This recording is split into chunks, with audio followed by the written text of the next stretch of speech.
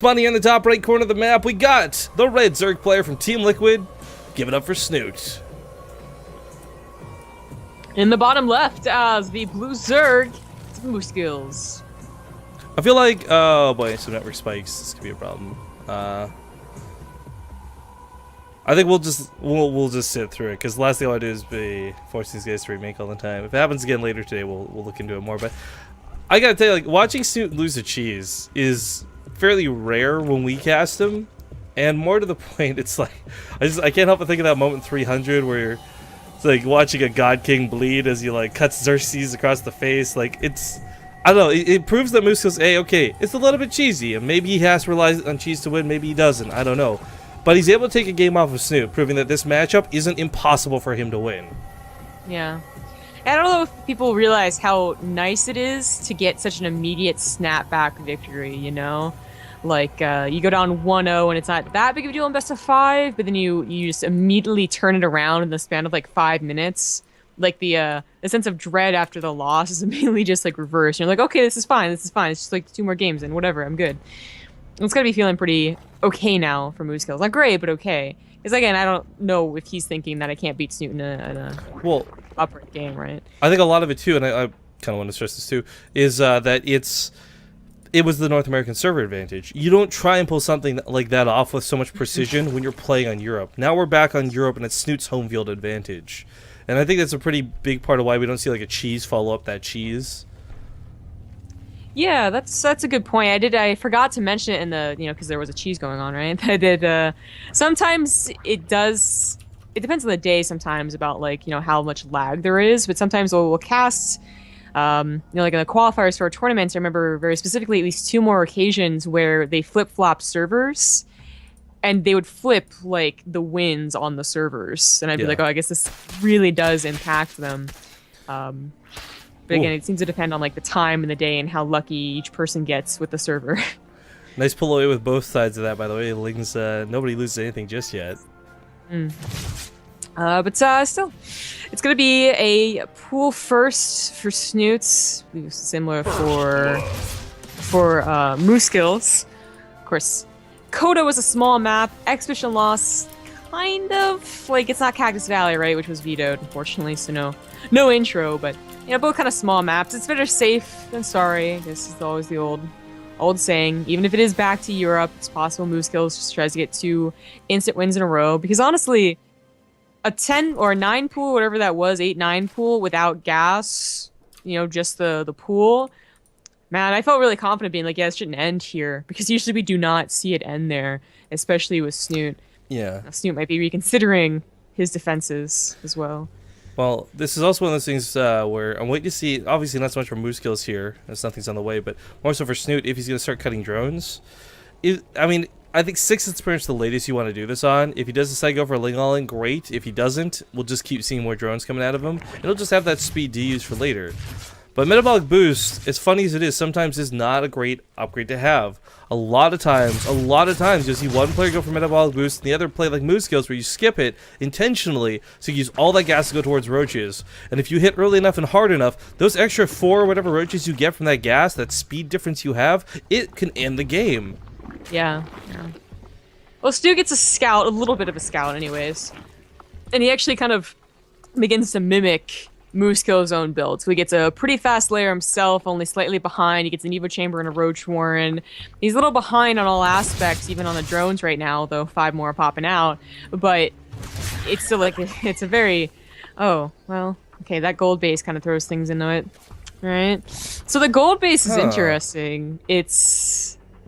I'm going to find that really hard to defend, though, because first of all, it's CVZ, and Nova's going to see this, right? Oh my god, doesn't see it. Oh, so this is something that you really expect to see come out of a early. Yeah, I can't believe he doesn't see that for real. It's Gambino. He's like, oh no, there, he's moving away from it. Oh my god. Anyways, this is something I would expect to see out of a quick natural or versus another race. Not really here in ZVZ, but he's gotten away with it in such a big way. Now, if Moosegills was paying attention and didn't just write that off as Lings in the middle of the map, he would have seen that drone transfer. Should have seen that drone transfer. Yeah. I would have also seen it if it was going to be in ZVZ as like the first base taken, so like the natural, right? And then also followed up with like a Ling attack to kind of distract them from focusing on it. The way that Snoot's done it, if Moosegills had immediately seen it, if that overload was in the correct position, he could have immediately just been like, oh, I'm gonna punish that, like, you know, straight off the bat, I'm gonna go and make roaches and kill it. Or maybe he was a little more hesitant here, and I mean, he's not even going forward, right? He's trying to protect his own third. Because God forbid he loses like a regular third, and gets Snute to have a gold-based third. Does he still not know about this? He still doesn't know about this. I don't think. I really think he saw that the drone transfer on the minimap and assumed it was Lings. It probably. I mean, they were so stacked together that usually doesn't happen with Lings because they just like come out in like spurts. But yeah, I think you're right. And, like I want to stress, like this isn't a thing where we have Moosegills being stupid or anything. This is actually a perfectly reasonable assumption to make. The problem is he's going to be shocked and awed when he walks around with these roaches expecting to head towards that natural, and Snoot's just got so many more than him because of that gold-based economy. It's so silly, too, because he has no coverage on the actual third, right? So he's not like, oh, he doesn't have a third, what's going on? He just assumes there's a third probably up at the top left. It's Moose King. Moose King Prime. Oh, that's a good one. I mean, it's always Expedition Lost, right? Like, this is the case. Now, I actually like this. He's going to take the attack up here and create a concave at the top of the ramp. Snute can't really push into this if he wants to hold his ground to fight. Doesn't take the small side, though, so Snute starts walking around. He starts getting on top of this. The roach count fairly even, but Moosegills should have, could have, would have had that concave here at the top of the ramp. Coming from behind with a couple of roaches, going to bully one or two at the bottom. And he takes a really good fight here with this. Yeah, I love the queen kind of helping out, but there are the reinforcements also getting a surround now on Moosegills' roaches, and it's starting to hit that time where Snoot's going to really start feeling the benefit of having that gold base, and actually even more drones than Moosegills. Like, he's got to see these... another big thing, though, is, like, roaches coming out of the middle of the map. Like, were they just misrallied there? I don't know. Oh, that's weird. It's so easy to get caught up, though, when you're focusing on one thing or the other. You know, he's probably like, okay, I got 3 bases. I'm going to attack back the, back the rocks, and hopefully he doesn't notice. Oh, God, he noticed. Let me pull back. And you just start thinking, okay, he doesn't have a third because you don't know, first of all. Again, the Overlord not on the normal third. Doesn't see it. He's finally going to see the gold base. Oh, he actually finally saw some creep in the middle of the map. He's finally clued him into it. So this is a little bit painful for you to realize, oh man, how long has he had this for, right? Snoot's got Defender's advantage on his side. Moosegills did come into this fight with a roach lead. I think he's still got more roaches here initially on the front lines. But again, for Snoot's sake, gold base Defender's advantage should make these fights a lot easier for him to deal with. Yeah. He's banking a lot of cash here. It's really the gas is restricting him, maybe getting another gas guys or quicker, but he's still like overpowering the roach numbers. It's such an awkward fight going on right now, but yeah, it is Defender's advantage that's slowly pushing us back. Oh man, Moosegills. Because yeah, we always talk about it, like whether it's a regular base, or more importantly for gold bases, you never see an immediate return on your investment. It's after you've mined for like 5 minutes with that accelerated income, suddenly you realize like, oh, I've got so much more money than my opponents. Yeah.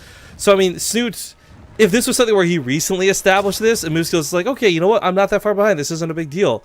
But he doesn't know when Snute took this as the problem, and he has no idea that Snoot's had this for a very long time. Yeah, and also because of the gold base, he was allowed to get even more drones, right? Like, you get so much faster mining, then he'll go more into the drones. So he's been at, like, 10 or above drones than Moosegills for quite a while. Even more, I think. He only just recently made, like, 5 more drones.